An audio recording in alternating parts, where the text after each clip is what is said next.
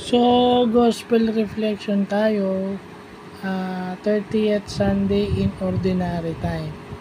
So, ang gospel ngayon, yung Ten Commandments, sinamarize ni Lord into two,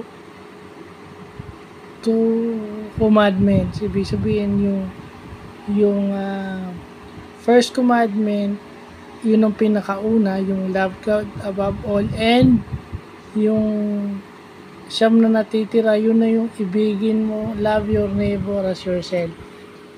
Kasi lahat naman ng yun, may patungkol sa inyong kapwa at sa sarili natin. Diba? Kasi tama naman yung sinasabi na hindi mo pwede sabihing mahal mo yung Diyos na hindi mo mahal yung kapwa mo.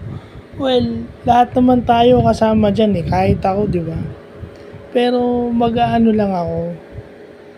Kasi, di ba, hindi ka naman pwedeng patawad ng patawad, and then may mga tao namang hindi marunong magsisi. Di ba? Di ba? Kung talagang gusto mong humingi ng patawad, hindi mo na kailangan na sometimes you don't need to talk to that person. Let it heal. Diba? At saka kung magagawa mo, kasi minsan kailangan pang mag-usap hindi na. Minsan sa akin, hindi mo na kailangan siyang kausapin. No, hindi mo na kailangan, kasi pag nagkakausap kayo, nandun yung tendency na magsasaya lang magkakapikunan lang din kayo, mauulit lang. Kasi nangyari sa akin yan. Di ba? Nung gumawa ko ng Facebook account, ko, in 2010, okay, in 2010, ako pa mismo yung nagpadala dun sa masasabi kong mortal kong kaaway nung ako ay high school. Ako pa mismo nagpadala kasi, patatawarin ko na nga sana. Kinakausap ko na nga umulit. Mas nakakapikon. Kagaya ngayon, di ba? Gusto raw makipagbate, gusto raw makipag-usap. Tingnan mo naman yung pinapadala, puro emoticon. Yung may mga emoticon ng I love you, pwede naman niya sabihin diretso. Kahit sabihin mong hindi sabihin mong sa message, di ba? Huwag ka na mag-emoticon diretso. Wag na yung mismo ko, tapos para ka lang nangungurat. Walang ganun. Inuunahan ko lang kayo kasi baka sabihin nyo, lalo na doon sa mga nakakilala sa akin, bakit yung tao na yun? Hindi mo pwede sabihin na mahal mo yung Diyos kasi pinatawad ko naman Kaso, umulit Diba?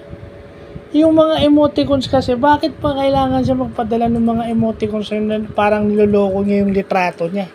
Di para siya nakakaurat. Diba? Kung gusto nyo ng apology siya ng maayos.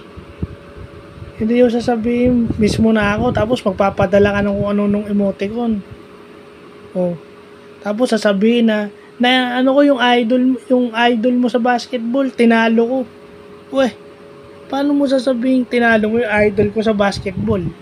Ano ba yung trabaho mo ngayon compare sa trabaho niya? Ano ba yung narating mo sa basketball at narating niya? Ngayon, yung idol ko sa St. Francis na dating player ng St. Francis, coach ngayon sa Lyceum. Nagko-coach sa mga players ngayon ng Lyceum. Nasi-share niya yung knowledge niya. Natuturo niya yung knowledge niya. Ikaw nasaan ka ba? So, kung pareho kayong varsity, pinag-uusapan doon in terms of basketball, ano ba yung narating mo sa narating nung idol ko? Di ba? Parang ang layo. So, doon pa lang magsisinungaling na kayo. At nakakapanloko na kayo. So, hindi nyo rin masasabing mahal nyo rin ang Diyos kung niloloko nyo, tinutuyaan nyo yung isang tao at hindi kayo seryoso sa pag-a-apologize. Oo, aaminin ko na. Ay, hindi naman porket lumayo ka, ayaw mo na. Kasi, ano lang na, kumbaga nakakasawa na rin na puro patawad. And then, pag lumamig ka, kinausap mo, di ba? Dahil miss ka lang, sabihin, matuto kayong ilagay yung sarili nyo dun sa kung gaano kayo ka-close. Hindi na, kung matuto kayo maging simple, hi, hello, and then kwentuhan konti, and then tapos na, di ba? Hindi na yung manguurat pa kayo. Kasi hindi naman lahat ng tao ka-close nyo Yun naman lang, yung respeto mo lang na hindi yung best friend, gusto mo lang nang uurat. Diba? Kung ayaw nyo iwasan kayo ng tao, at ayaw nyo magalit sa inyo yung tao, yun na yun. Kasi kagaya doon, yung first reading, yung first reading aside from doon sa gospel, sinabi doon sa first reading na wag aapihin yung mga taga-ibang bayan, kung magpapautang, wag sisingil ng interest, which is marami sa atin kumukuha ng interest. Kasi, para kumita. Kasi pagka principal lang yung binayaran mo, binabawi lang yung inutang, kasi pag umano ka ng interest, nagbayad ka ng interest, may interest ka siningil, parang ginigipit mo na yung kapwa mo. Tama, meron pala sa Bible yung ito yung verse na nakalimutan ko. Tinuro sa amin to nung elementary. Isa to sa mga Bible verses na natutunan ko nung elementary ako at saka nung I was attending Sunday school pa. So ngayon ko lang naalala. So swerte, no? So yun lang, di ba? Kung talagang mahal nyo yung kapwa nyo, make sure na magbigay naman kayo ng tamang respeto. Hindi yung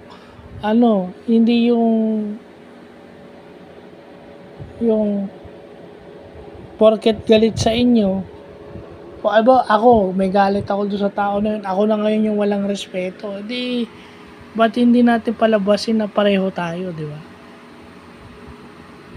Kasi may magsusorry lang din na labas sa ilong at labas sa tenga. Lip service lang ba? So, yun lang po.